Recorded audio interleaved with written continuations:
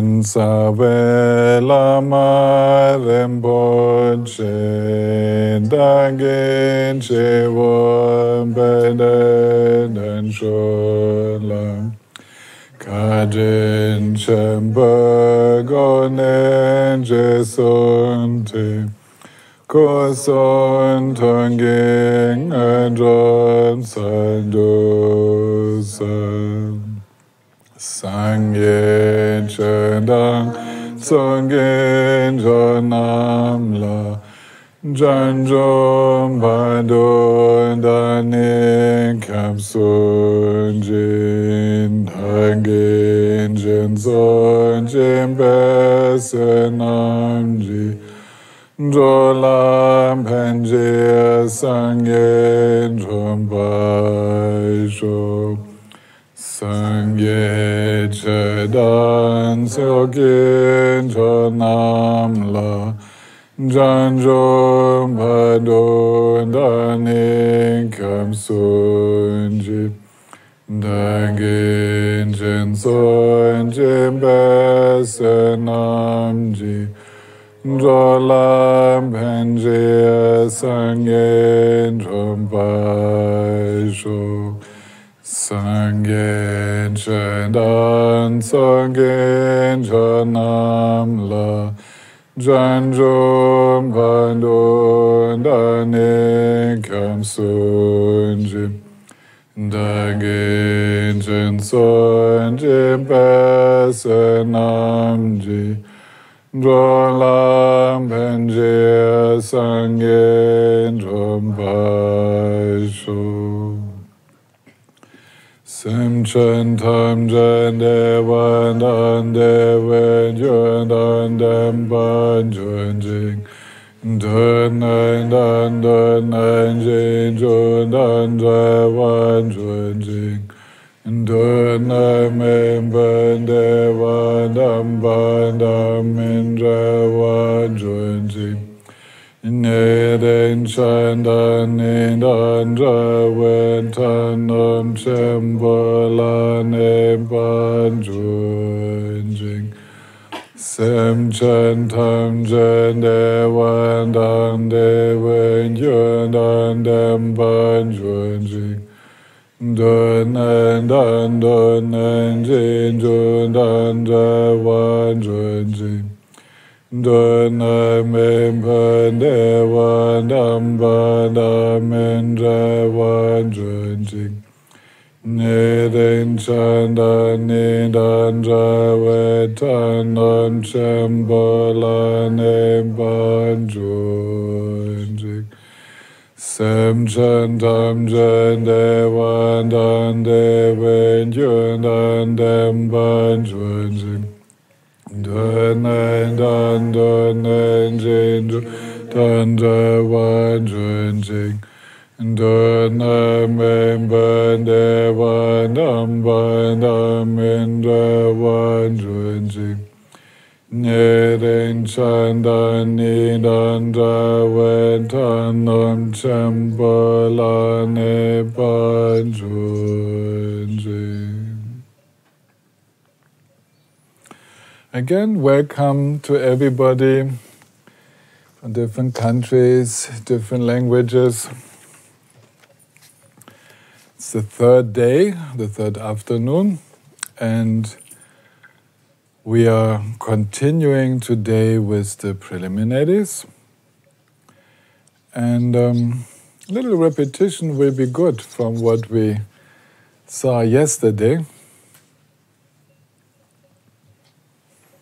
The practice of Mahamudra, the practice of abiding naturally in complete awareness of just how it is. This practice of naturally abiding in the awareness of just how it is so easy if we don't get into the way. If we don't try to be so, so willful. If we can actually meditate with trust, confidence, and blessing instead of willpower. Then things become easy.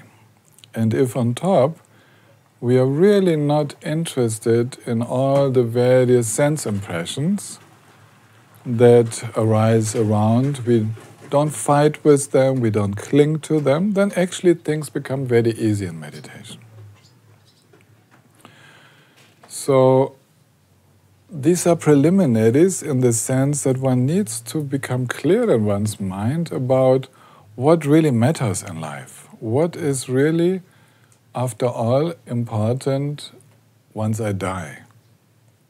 What will still be of importance when this mind stream leaves this body? What do I need then? And to focus on that, and to give it priority. Of course, the things in this life are important. We have to take care of them, but they are not the most important. They are of secondary importance. The primary importance is to use this life in such a way that we are very well prepared for whatever may come at the moment of separating from this body. We don't really know. It's pretty sure that there are further lives. That means that the mind stream continues and continues to have experiences. And it's like being prepared for the worst and for the best. That's what our Dharma practice could offer to us.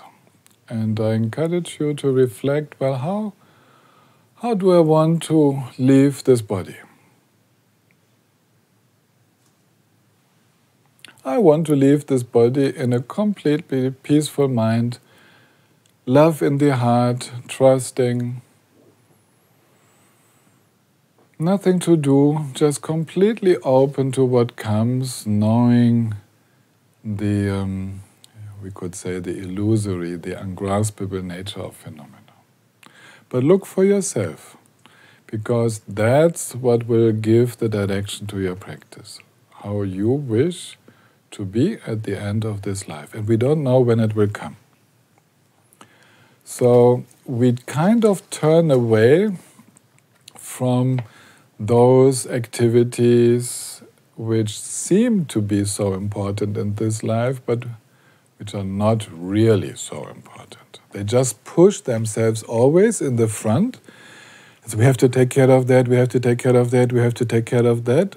And these to-do lists, they become so dominant in our mind that what is of the underlying importance, what is really important in the long term, is very often forgotten. So a Dharma practitioner brings that which is usually out of sight. We bring that into sight, we bring it into the front, into the most important place in life. It's most important to love, most important to have an open mind, most important to be relaxed, most important to know the mind. Yes, like that. So these are not to-do lists. We don't have them on our normal list. We have so many other things. But actually, these qualities, they merit our full attention. So the list yesterday was about that, was about putting into top priority what merits to be there and to lessen our involvement with what is of secondary importance. And then Dakputashi Namgyal continues. And he writes that more specifically the preliminaries include an in-depth practice of the following 5 topics. First one, contemplating the preciousness of our human birth, impermanence, the effect of our actions, how to avoid suffering, thus developing revulsion with our own samsaric tendencies, and a continuous sense of urgency. For those of you who know the teaching, you realize that he put into one single point the four thoughts which turn the mind towards Dharma practice, which turn the mind away from samsaric involvement. Of course, I have explained them in detail many times, but I won't skip over. I want us to contemplate them for a moment. So, when we say to contemplate how precious our human birth is, we are contemplating the very basic facts of life. That we are sitting here, able to understand the Dharma, having the time to understand the Dharma. There are teachers who share that wisdom with us, coming through the ages. There is a transmission lineage. So many favorable conditions come together. And these favorable conditions, they come down to very simple facts also, like I can breathe, I can see, I can hear. The body is healthy enough to still practice. Very basic. Even if I'm lying in a hospital bed, I still have a precious human life because I'm still able to practice. So this human birth is precious when it is used for these top priorities. It loses, so to speak, in value when it is used for senseless activities, meaningless activities. Then it is not put to good use. It is not really valued, and we waste our time. So every morning we start our practice with just saying thank you. Thank you. Wow, another day of practice. Isn't that great? Wherever we are in the world, doesn't matter. If we are at home, if we are in the mountains, if we are sitting in a train, doesn't matter where we are. Another possibility to practice awareness, loving awareness. And then this is connected with impermanence.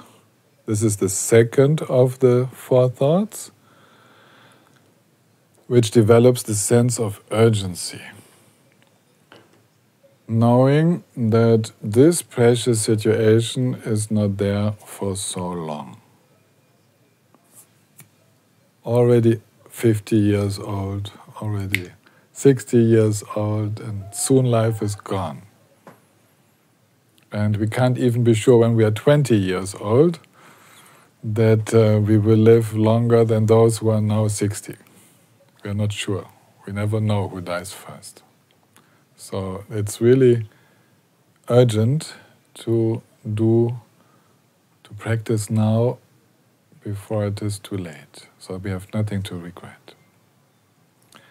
I know all of you, or most of you, you're very much familiar with these thoughts, but it's so good to reflect on them again and again. Now, if this life is precious, this precious opportunity, if it is perhaps short, we might die soon, then what will I use it for? That's the reflection on karma. Which causes and conditions do I want to create now that will give good results? So what are the beneficial ways of thinking, communicating, and acting with the body that I wish to cultivate now? Because this is how I am the creator of my own life, how I shape my own life. And to help us with this reflection on our priorities, how I want to use body, speech, and mind, we reflect on where we can find true happiness, how we can avoid suffering. So we have decisions to take. We have decisions whether to continue in this way or whether to go that way, or there's a third possibility. And all these various possibilities, they each entail a different way of acting and will lead to different consequences. So where do I want to put my energy? What makes most sense in order to become truly happy and to share that with others?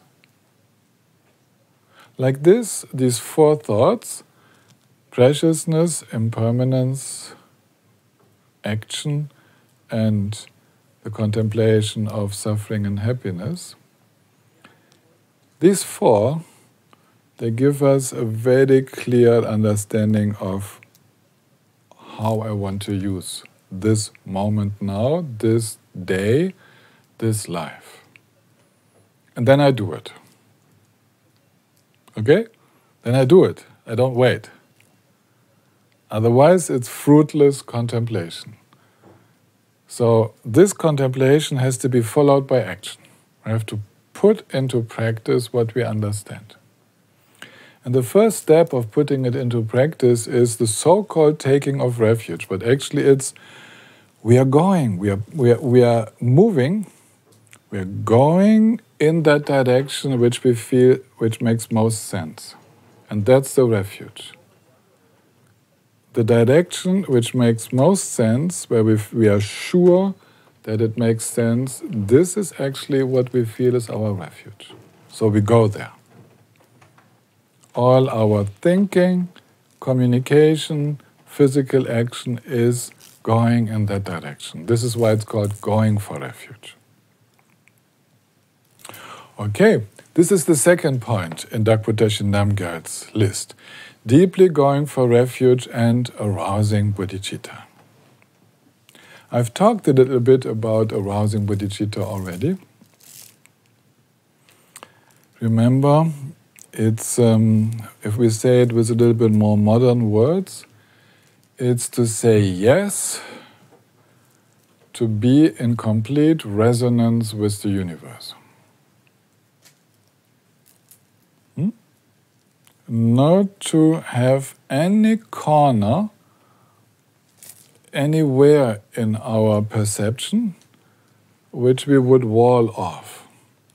So we allow the sufferings of the universe to be known, that we are touched by them.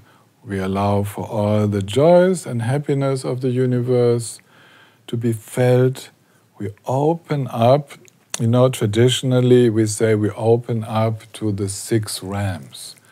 Actually, there's many more, so we open up to all realms of existence, to all aspects of existence.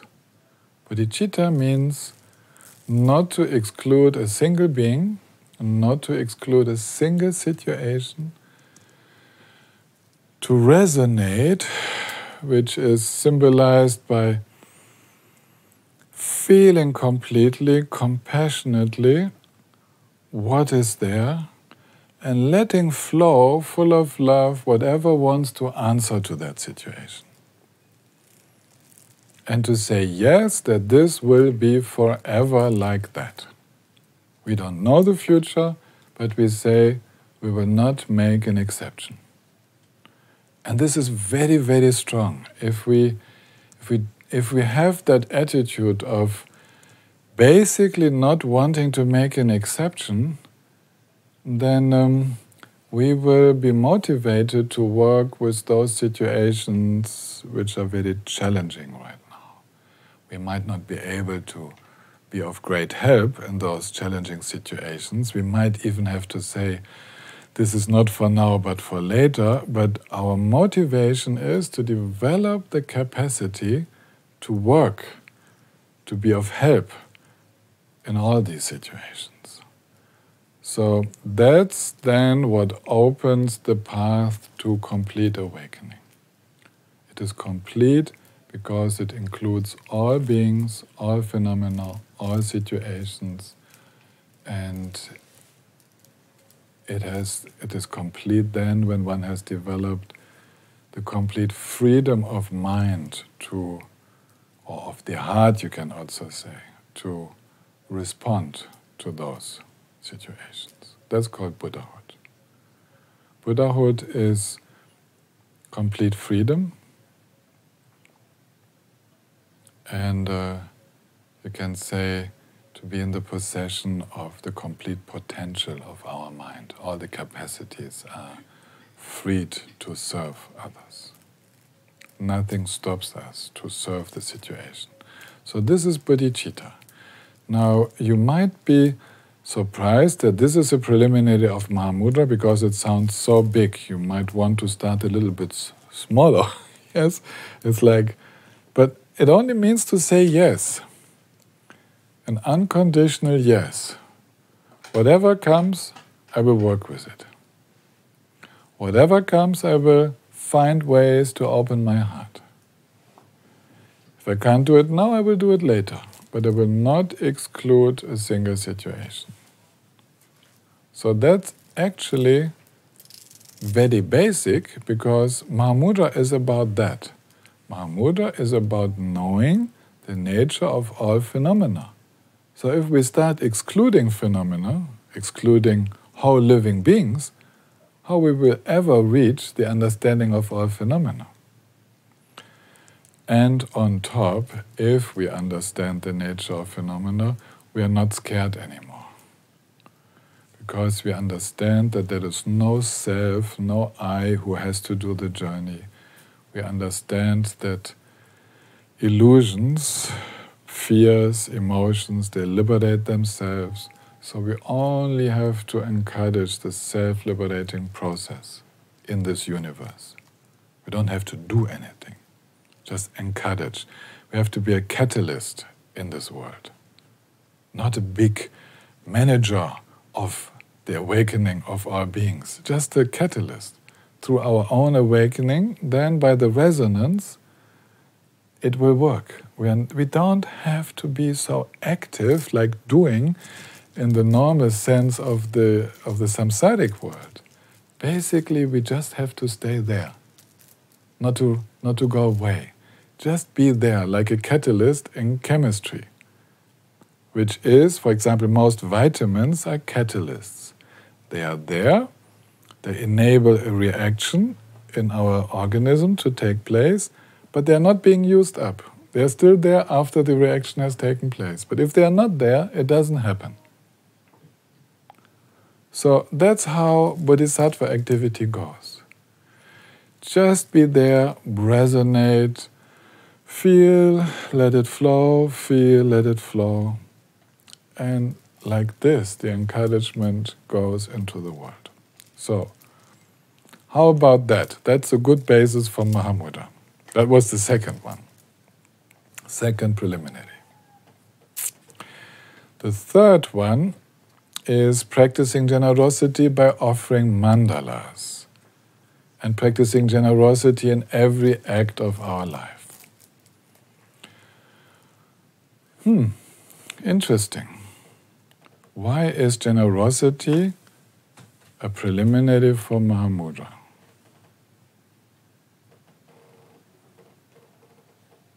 Well, generosity is love. Actually, we are talking about love. Generosity is giving, sharing.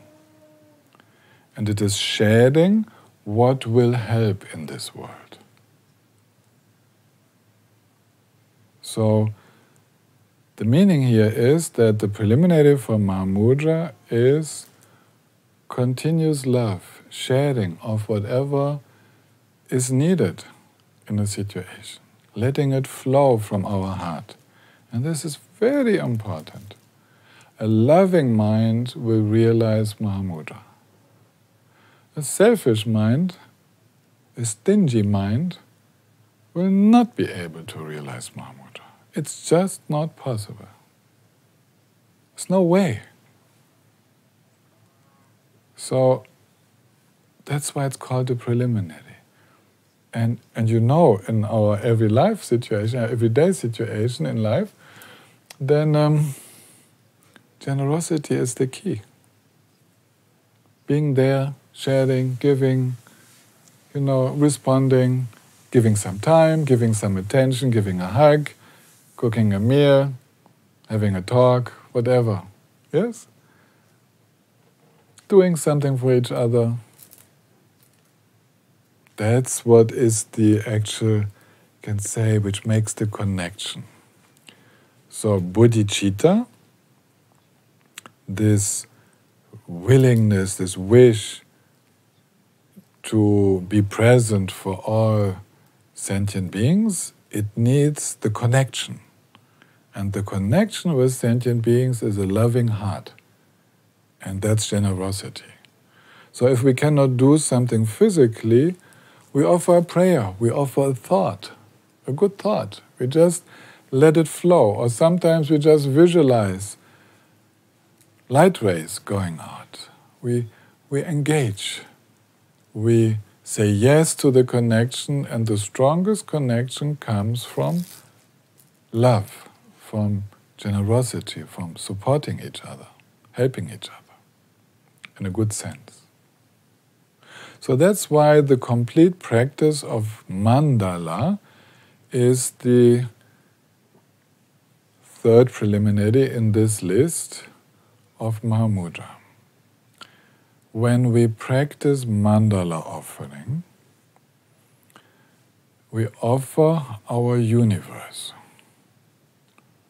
to the Buddhas with the wish that all living beings may experience the pure realms, may experience the dimension of awakening.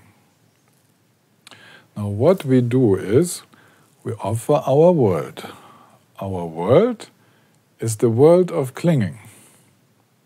Me in the center, and everything that belongs to me, every body that belongs and everything that belongs to me this is my universe. Everything I know, all my experiences, my biography, my knowledge, my potential, all of that.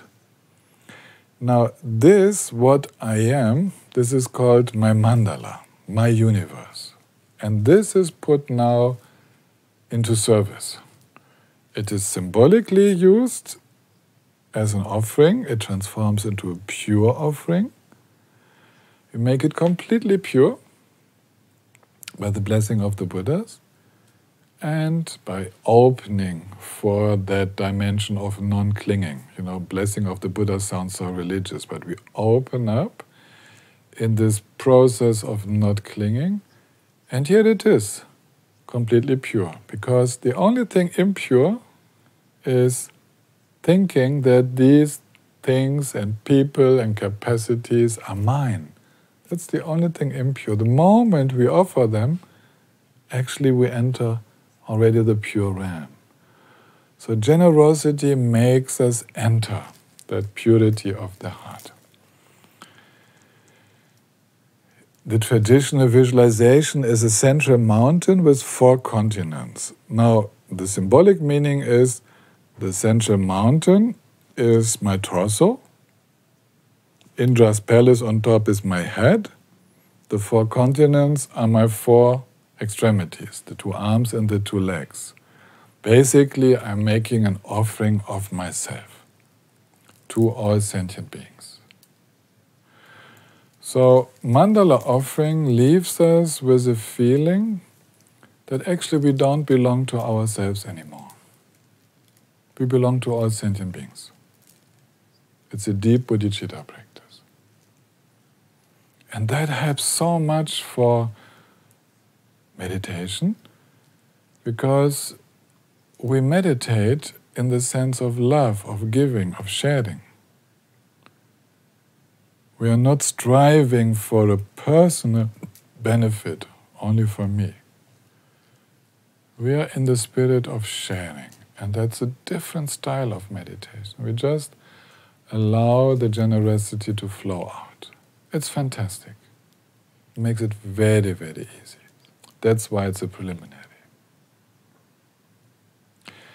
People who meditate for everybody make very quick progress in meditation. people who try to have their own meditative experiences are very slow in meditation, in actual meditation. It's narrow.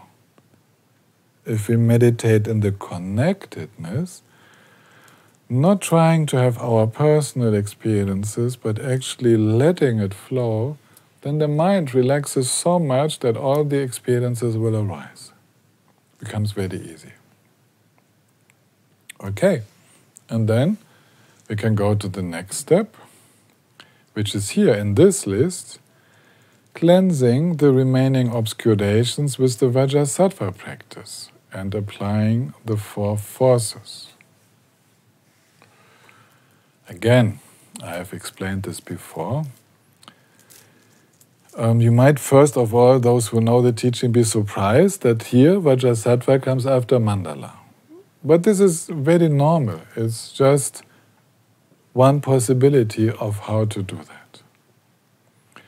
In the mandala practice, we might notice that we are still clinging a little bit to ourselves. So that's where Buddha Vajrasattva comes in, and we open to the flow of bodhicitta and realize that we do not have to generate bodhicitta with willpower. We actually simply let it open, let it enter our being and open up to it from within until we are completely filled. Actually, the bodhicitta is not something we need to make. It's something which arises as a blessing if we open up to it.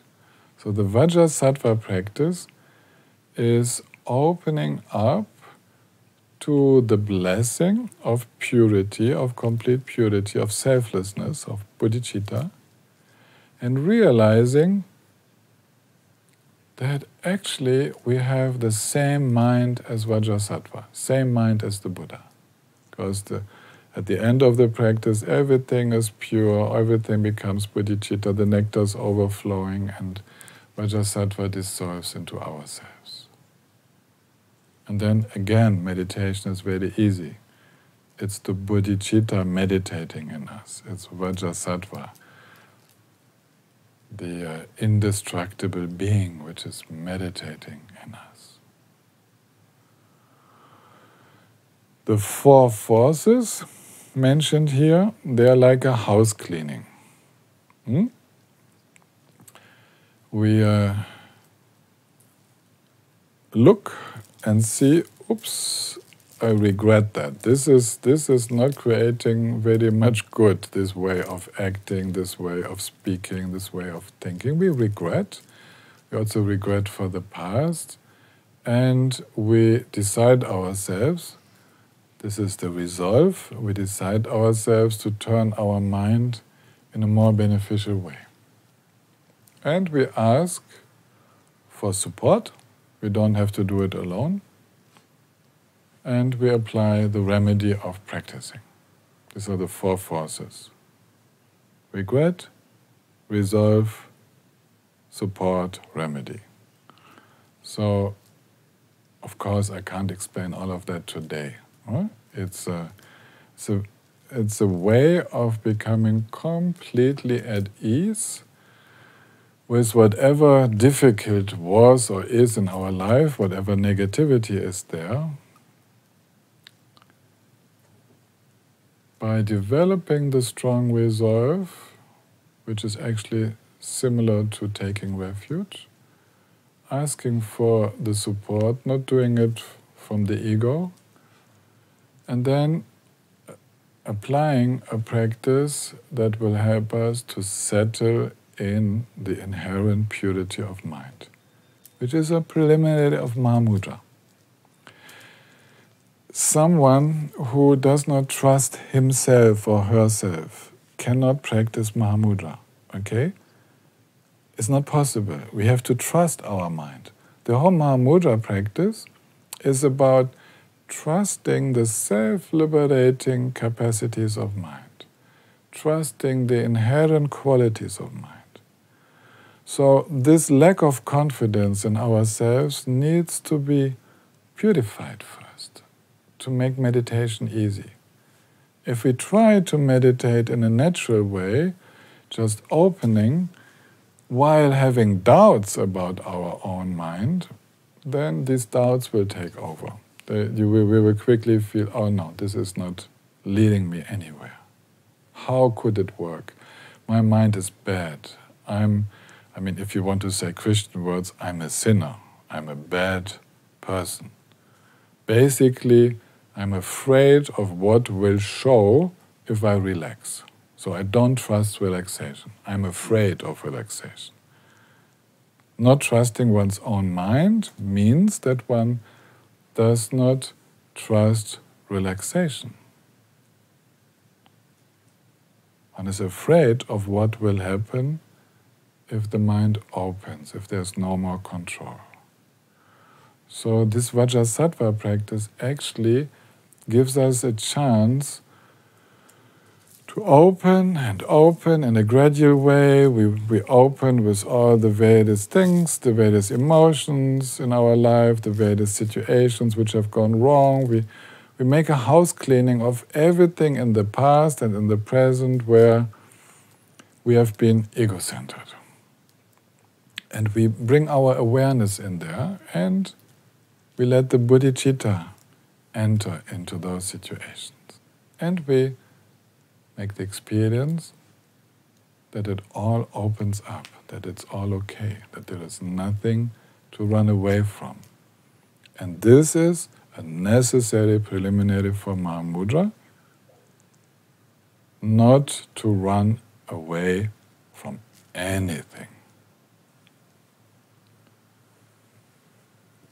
To work with all phenomena, to work with everything arising in mind. Not turning our awareness away, our attention away, but staying in the full experience of what is until we realize its very nature. So you can see this makes sense. It makes absolute sense to go through these preliminaries, but of course, one needs to practice them with this deep approach of knowing that while we are practicing the preliminaries, we are already practicing Mahamudra. We are actually eliminating obstacles to the Mahamudra practice.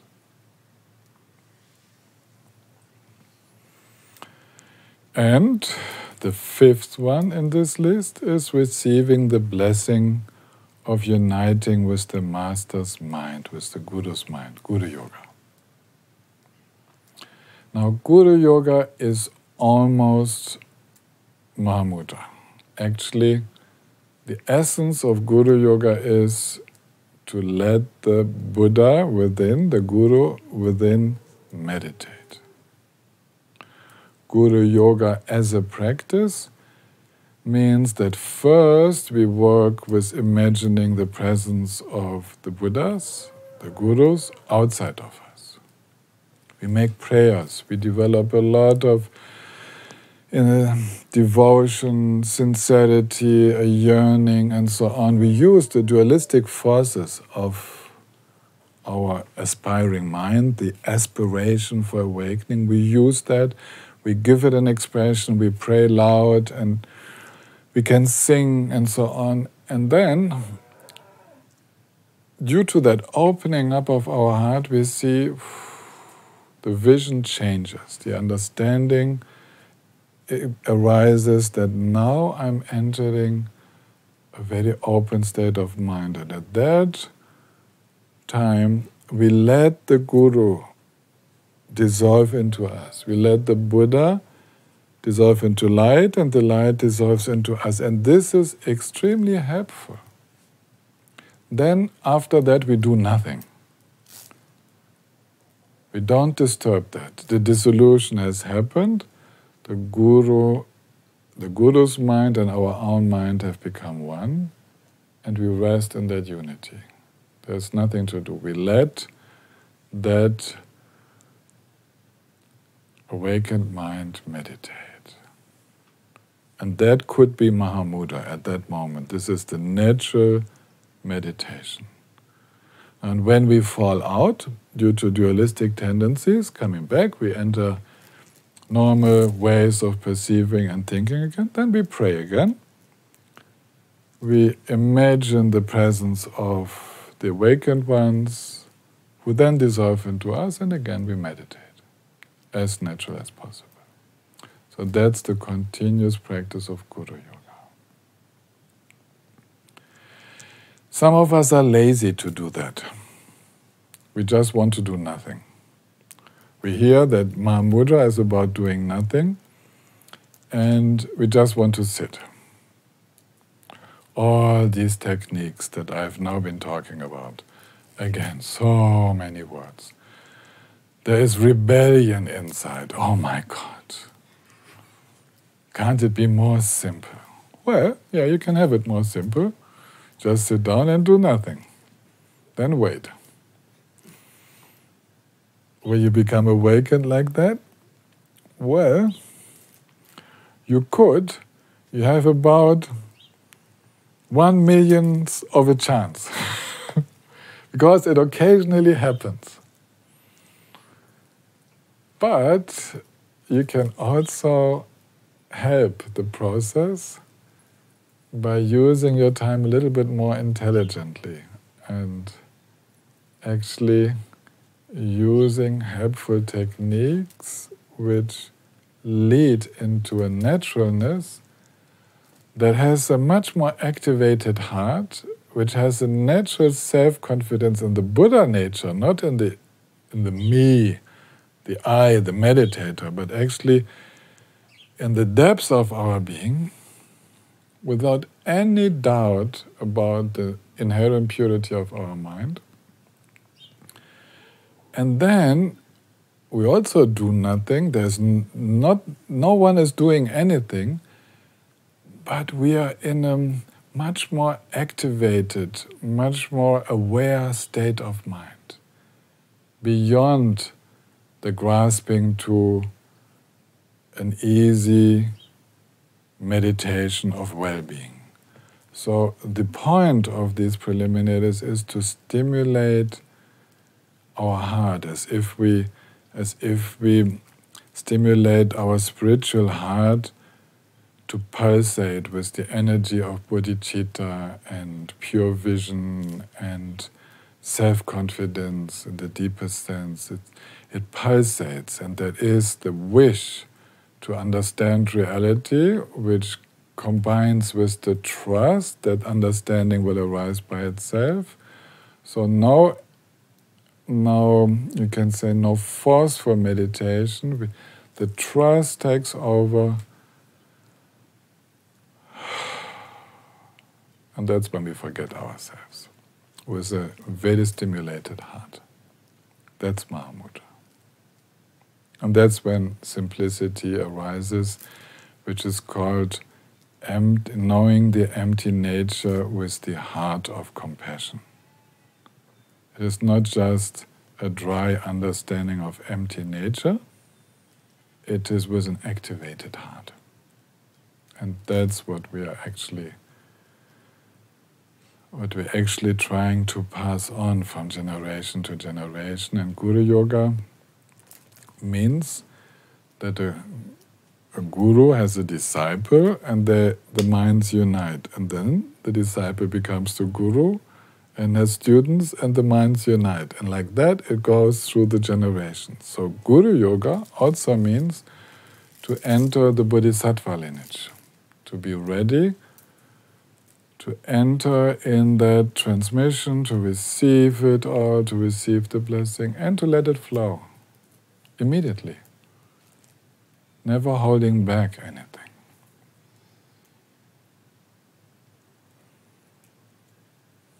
Okay, these were the 5 more specific preliminaries. And of course, you're welcome to ask questions. You can write them later on in the break into the chat, or we can find ways that you can express them yourself. But let's meditate now.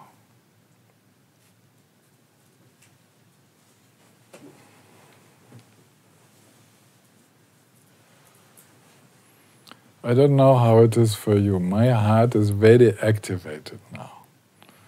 My heart is very ready for meditation. So I don't know if you could follow the process.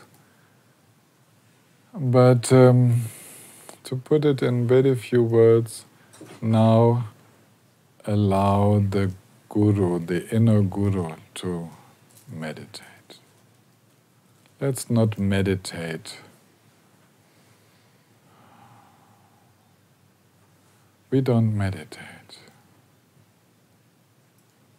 The Guru does the job. Buddha nature does the job. So let's trust that.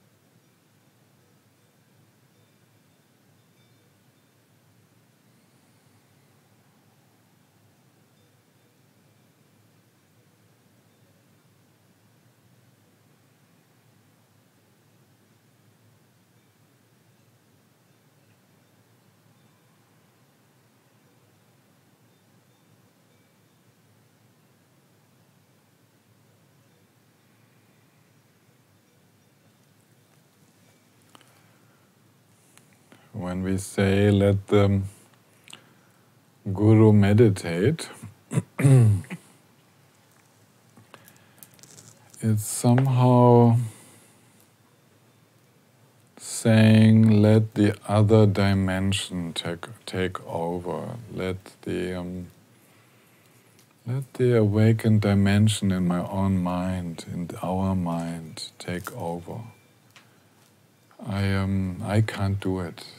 The me, the I, just knows enough to get out of the way, to not be on the brakes. So, trusting one's own mind that if it relaxes, it will become more and more clear and will understand more and more. The only thing we have to be aware is that dullness is not relaxation. Dullness is a subtle form of clinging. When the mind is truly relaxed, then it becomes clear, spacious, warm, receptive, and can understand all things. When there is still a little control, a little clinging, then this limits the capacities of our mind. So what we wish to say is, when we say let the Guru meditate, is to let go of that self-control and to let the awakened qualities of mind take the lead.